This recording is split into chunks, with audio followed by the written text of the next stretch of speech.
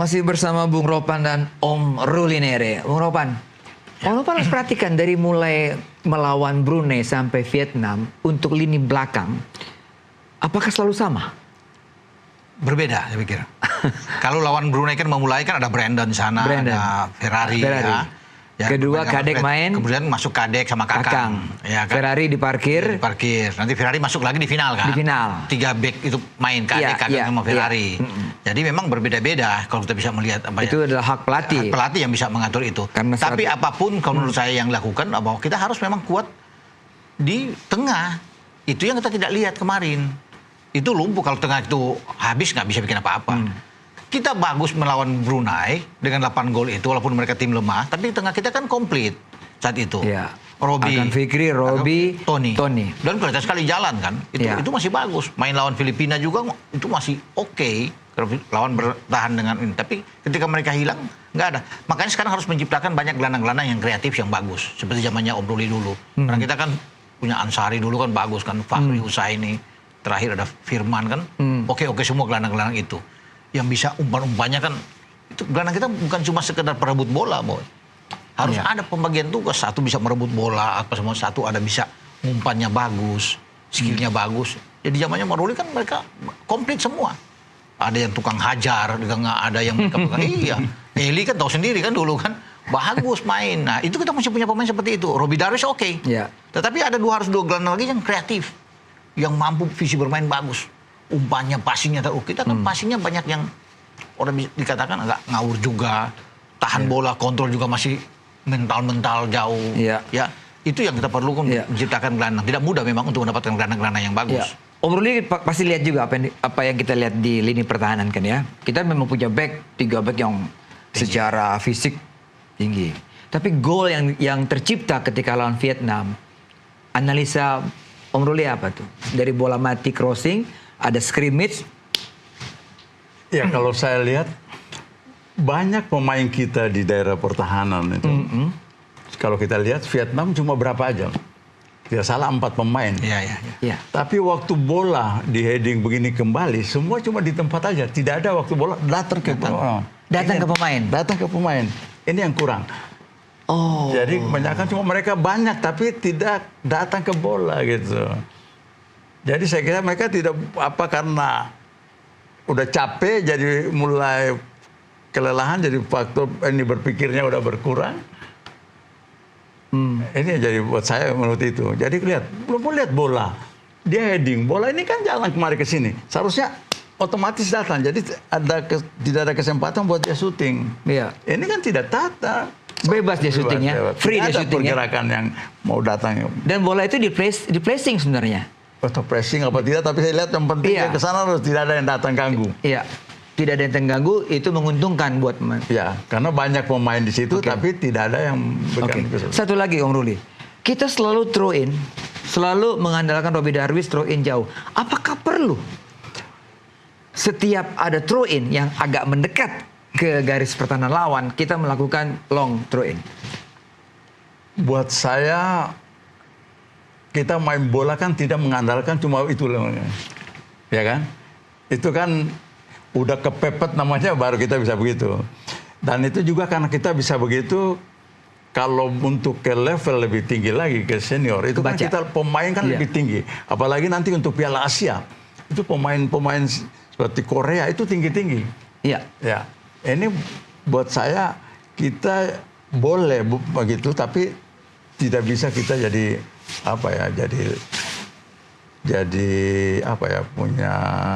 jadi pakem gitu.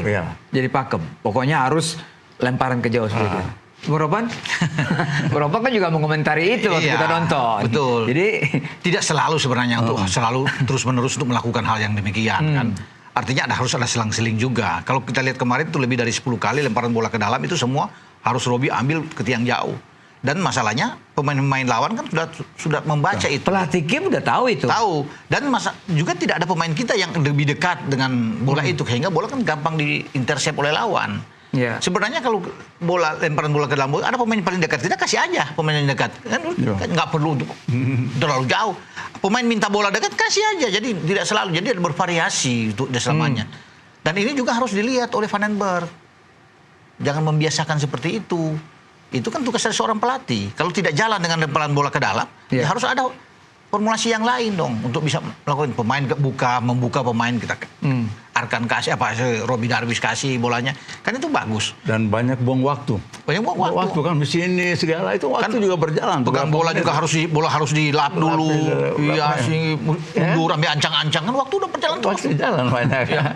Sebentar pemain lihat ya kan dia mesti ambil handuk dingin udah berapa detik itu lewat untuk ini. 6 kali lemparan berapa waktu yang ini juga. Coba kalau dia langsung main bola jalan terus. Bola out dapat kasih aja langsung. Iya, kalau jalan. kita lihat pertandingan-pertandingan yang krusial dong. Di level dunia jarang. Dan nggak ada tuh lemparan bola jauh begitu nggak ada di kita aja di sini yang ini yang ada di sini. Jadi memang harus dirubah seperti itu. Apalagi kita menghadapi U23 lawan Korea kan. Jadi PR buat Van den Berg ini ya dari pengamatan Om Ruli dan Bung Ropan dalam waktu sebulan ini yang paling harus selain memilih pemain tadi, apa? Menurut saya, jangan pemain dicoba-coba. Harus dia yakin bahwa ya ini posisinya sini harus di situ. Kalau kita lihat di yang U23, seharusnya pemain dia di gelandang, dia pasang di sayap. Ya. Yang sayap itu, banyak yang dia masih tidak begitu yakin. Jadi, ini waktu agak sempit buat dia. Iya. Jadi betul-betul dia juga pelajari, betul-betul. Nah, harus banyak nanya juga untuk pelatih-pelatih ini, dia cocoknya di mana.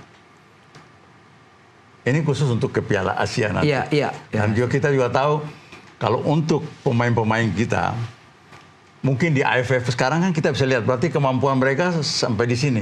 Tapi ini kalau bicara Piala Asia, berarti harus pemain yang kualitas. Iya. Nah, kan Piala Dunia kan masih lama. Iya. Kalau bisa anak-anak yang masih bisa ikut di Piala Asia, ini kesempatan buat mereka juga bermain, jam terbangnya biar nanti ke Piala Dunia jadi ada lama. Iya. Seperti Marcelino dan yang lain-lain, dia kan masih bisa. Iya. Ini kan Piala Asia. Beda dengan AFF. Iya. Ini. Oke, kalau Bung Ropan lihatnya sebulan ini selain kita menunggu pengurusan dari dokumen segala pemain-pemain abroad itu, ya tentunya tetap harus meningkatkan fisik. ya Fisik itu penting. Kalau cuma satu hari 2 hari untuk bilang kita fisik kurang nggak bisa. Fisik itu dibentuk dalam 1 minggu kan. iya nggak bisa. Mumpung 1 bulan ini ya fisik harus kuat karena kita menghadapi tim yang punya fisik kuat seperti Korea, bermain fisik keras. Seperti Korea, jadi kita fisik bagus, kalau mental oke lah sudah. Pemainnya punya mental yang bagus. Sama pemain-pemain yang harus dia lihat menjadi pelajaran penting kemarin di Piala AFF untuk bisa dia pakai di Piala Asia di kualifikasi nantinya. Ya. Tentunya apa yang harus kelebihan itu Gerard Van den Berg harus lihat. Kan dia bukan cuma sendiri sebenarnya, dia dibantu oleh asisten-asisten yang bagus. Frank van Kempen itu pelatih U20. Ya. Yang menjadi standing ada Zulkifli juga kan. Artinya bisa merumus kekuatan yang baik untuk di kualifikasi Piala Asia ini. Dan saya yakin dengan yang kita bicara di awal dengan pemain-pemain tambahan yang masuk, kualitas kita bagus. Kan Om Ruli udah bilang tadi, bahwa harus pemain yang berkualitas. Ya itu, Marcelino datang, Ivar datang, udah ada Justin Hapner, Rafael, itu pemain berkualitas. Mauro Silva bisa muncul misalnya. Right. Leno Yonatan, itu kan pemain-pemain bagus. Tim Hypens dan Dion Marks itu pemain yang oke untuk di lini belakang. Jadi sudah komplit untuk bermain di level Asia dengan mereka-mereka ini bagus. Artinya mungkin cuma dalam starting 11 itu mungkin cuma 1-2, mungkin penjaga gawang Ardiansa yang ada, atau Robbie Darwish bisa 1 di situ, atau Arkan Fikri, mungkin cuma 2-3 pemain, gitu. Kalau ke Om Ruli, buat tadi yang Bung Roni sebut pemain-pemain kita yang kemungkinan besar akan ikut, seperti ya Arkan Fikri, Robbie Darwish, Tony, itu kan berpeluang untuk masuk di tim Asia ini. Apa yang Om pesan buat mereka sebagai adik-adik junior yang masih muda-muda yang punya potensi untuk sama seperti Om paling tidak? Ya, ini kesempatan buat mereka. Bisa bermain sama mereka umur, tapi mereka punya jam terbang lebih tinggi, pengalaman lebih tinggi. Buat mereka kan jadi motivasi. Ya. Terutama untuk Robbie Darwish yang saya lihat, mungkin yang bisa mungkin Robbie Darwish yang bisa layak masuk di saya. Karena mungkin dia tidak bisa di main situ, mungkin dia di bek kanan mungkin bisa. Bisa bek kanan ya. Nah, kalau di situ mungkin dengan pemain-pemain yang ada di luar itu mereka lebih bagus lagi. Ya. Nah, jadi buat saya ini kesempatan buat pemain-pemain kita bisa bermain dengan yang levelnya lebih tinggi, yang bisa ikut kompetisi di luar. Kalau di klub, porsi mereka bermain, itu kan penting. Tadi Om Ruli bilang bahwa kemampuan skill itu terbentuk karena sering main. Benar. Karena itu terbentuk. Ya kan, skill-skill dan ide-ide itu muncul karena sering bermain. Ya, itu benar sekali. Ya. Jadi kalau di klub mereka tidak main, ya itu juga jadi masalah. Jadi ini kesempatan juga harus pelatih, juga harus mungkin komunikasi sama Ya. pelatihan di klub. Kalau bisa anak ini main, Kasih jam bermain ya. kayak bermain. Ya. Ini karena kesempatan mereka kan waktunya cuma tinggal sebulan. Ya, ya. Wah. Dan ini juga jadi masalah kan, kompetisi kan lagi persiapan kan. Ya. Tidak benar. Nah, ini juga dia harus banyak komunikasi dengan pelatih-pelatih yang Dari klub. Di klub masing-masing Masing-masing. pemainnya. Om Ruli ini juga penonton Nusantara TV harus tahu, selama karir bermain bolanya tidak pernah menjadi pemain cadangan. Waduh. Dan tidak pernah kartu kuning. Tidak pernah kartu kuning. Dan tidak pernah melalui U20, U23 nggak langsung Tim senior. Nah, itu. Iya, dan tidak tergantikan. Tidak tergantikan. Tidak kan itu yang bahaya kan itu.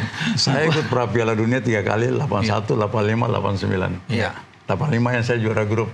Iya. Wow. Iya. 85 juara Ya, grup bersama ya. Om Sinyo waktu itu ya. Om Sinyo. Iya, pelatih.